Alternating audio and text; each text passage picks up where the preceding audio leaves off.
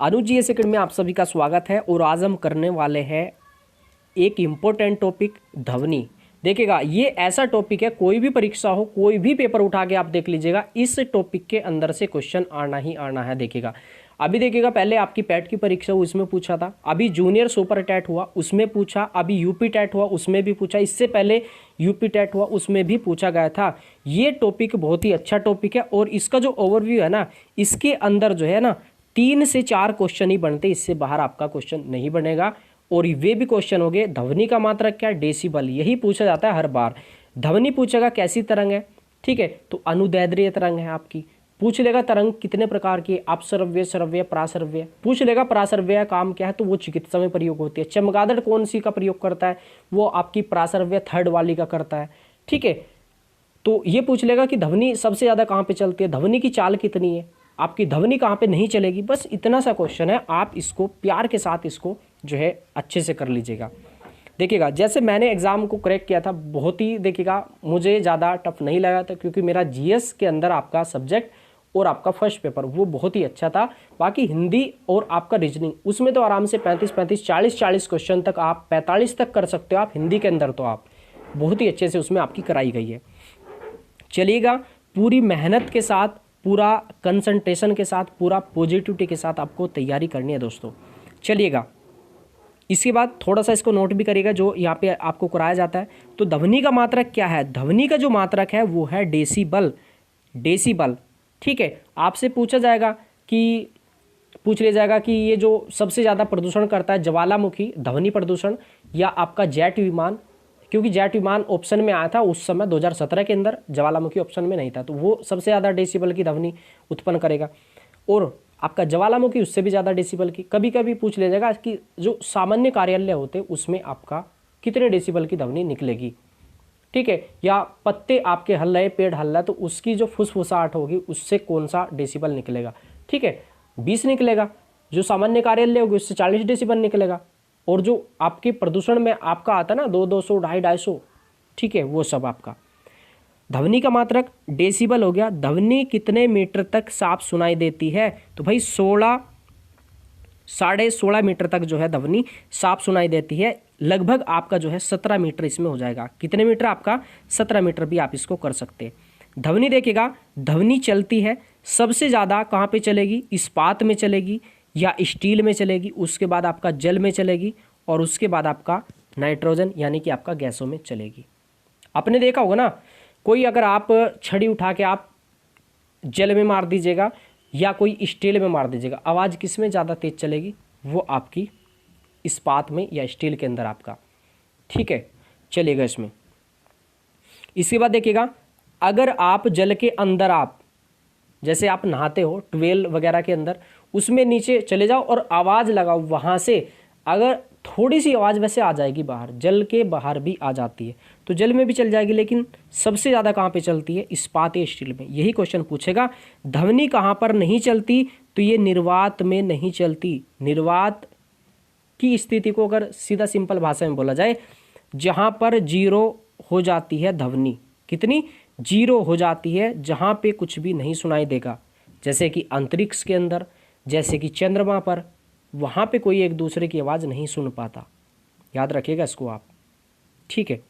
कभी कभी देखिएगा, बहुत जगह ऐसे जो है म्यूज़ियम वगैरह है या जैसे मेला टाइप से लगाता है, वहाँ पे भी ये स्थिति उत्पन्न कर दी जाती है, निर्वात की स्थिति। तो उसमें क्या होगा, जैसे आप रूम के अंदर है, निर्वात है, तो वहाँ आप धरती पे नहीं रहोगे, आप उड़ जाओगे, ऊपर उठ जाओगे उसमें, तो ये होता है निर्वात। आप सर्च करके देखना यूट्यूब पे कभी, चलेगा।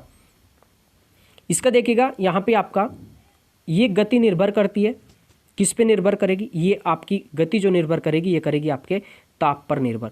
चलिएगा, इसके बाद ध्वनि का वायु में वेग कितना होगा, 330 मीटर प्रति सेकंड होगा ये, ठीक है।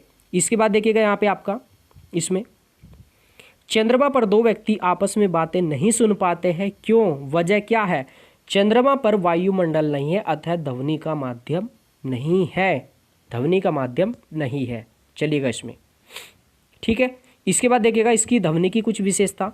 ध्वनि में कौन सी ऊर्जा होती है, तो गतिज ऊर्जा है, क्योंकि भाई देखिएगा गति करके ही दूर जाती है वो, तो कौन सी होगी? गतिज ऊर्जा होगी।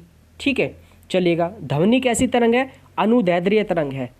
ठीक है, ध्वनि कैसे बनेगा? ध्वनि ऐसे बनेगा, ध से ध्वनि, ध से दैर्ध्य। याद रखना, कभी कभी आपसे पूछा जाएगा कि प्रकाश में कौन सी तरंग है, तो उसमें है अनुप्रस्थ तरंग। बहुत फेमस क्वेश्चन है ये भी आपका। पैसे प्रकाश, पैसे प्रस्थ, पैसे प्रकाश, पैसे प्रस्थ। जो कला वर्ग के या कॉमर्स से है तो उनके लिए ये जो है रामबाण इलाज है याद करने का। ध से ध्वनि, ध से दैर्ध्य। अनुदैर्ध्य तरंग होगी आपकी ध्वनि के अंदर, प्रकाश के अंदर अनुप्रस्थ तरंग होगी। हो गया ये आपका। इसके बाद देखिएगा यहाँ पे ध्वनि तरंग कितने प्रकार की होती है। इसमें आपकी ये होगी आपकी अपश्रव्य, फिर होगी आपकी श्रव्य, और फिर होगी आपकी पराश्रव्य। इसकी लिमिट पूछी जाएगी आपसे। ठीक है, कैसे याद रखें? कभी कभी देखिएगा लिमिट क्या है इसकी। पहले वाली की है 20 हर्ट्ज तक, श्रव्य की होगी 20 हर्ट्ज से लेके 20 हर्ट्ज से ज़्यादा, और 20,000 हर्ट्ज से कम। 20,000 हर्ट्ज से क्या हो जाएगी? माइनस, यानी कि कम हो जाएगी। और लास्ट वाली की इसकी हो जाएगी 20,000 हर्ट्ज से ज़्यादा। ठीक है, हो गया ना पराश्रव्य की। अब कैसे याद रखें? कोई भी चीज़ एक ऐसे शुरू होती है, ए आ ई से शुरू होती है, तो सबसे पहले क्या ले लिया हमने? ए ले लिया यहाँ पे आपका। अपश्रव्य, इसका लास्ट का हिस्सा तोड़ दो, ये आ जाएगा श्रव्य। अपश्रव्य ये भी हो गया, ये भी हो गया, और लास्ट का तो आप बाद का क्या होता है? परवर्ती आपकी। ठीक है, या पराश्रव्य हो जाएगा आपका। हो गया ना। इसमें देखिएगा हृदय इसी गति से कंपन करता है, तो हृदय कौन सी गति से कंपन करता है? ये अपश्रव्य गति से। इसके बाद देखिएगा आपका टीवी ऑन होने पर कौन सी तरंग निकलती है? तो ये श्रव्य तरंग निकलती है, याद रखिएगा इसमें। ठीक है, जो कनेक्टिविटी हो रही है वो आपकी श्रव्य से। इसके बाद ये मोस्ट इंपॉर्टेंट है आपकी थर्ड वाली, चमगादड़ यही ध्वनि तरंग निकालकर अपना जो है शिकार करते हैं। देखिएगा आपने देखा होगा, जैसे मान लीजिएगा यहाँ पे जो है चमगादड़ है, कोई बिल्ली टाइप से, ठीक है, उड़ने वाला। तो यहाँ पे क्या है? रात का समय है, तो यहाँ पे कोई कीड़ा है, कीड़ा मकोड़ा पड़ा है, तो वो क्या करेगा? तो वो इस पे क्या होगा? जैसे अपनी तरंगों का प्रयोग करके वो इस पे पूछा देगा, तुरंत वहीं पे जाके टिक करेगा इसको, और तुरंत वो क्या होगा? प्रावर्तित होके इस पे आएगी, इसको दूरी पता लग जाएगी, दिशा पता लग जाएगी, फिर आसानी से अपना शिकार कर सकता है। ठीक है, अब देखिएगा ये आपका यहाँ पे मनुष्य द्वारा ये नहीं सुनी जा सकती। कपड़ों की धूल जैसे झड़ जाती है, वो किस तरंग से? आपका पराश्रव्य से। बीमारी में उपयोग, चिकित्सा में उपयोग कौन सी होती है? तीसरे वाली आपकी, याद रखिएगा इसको भाई आप सभी। ठीक है, इसके अलावा इसको कौन सुन सकता है? इसको देखिएगा जैसे आपका कुत्ता है, ठीक है, या बिल्ली है, ये सुन लेते हैं इसको। चलेगा, ये टॉपिक आपका बहुत ही अच्छे से, छोटा सा टॉपिक था, हो गया आपका। ठीक है, और भी पता लग गया आपका इसका। ध्वनि का मात्रक डेसिबल कहाँ पे ज़्यादा चलेगी? इस्पात स्टील में चलेगी। कहाँ पे नहीं चलेगी? निर्वात में नहीं चलेगी। चंद्रमा पर एक दूसरे से बातें क्यों नहीं सुन पाते आपकी, कर पाते? ठीक है, क्योंकि ध्वनि का माध्यम नहीं है वहाँ पे।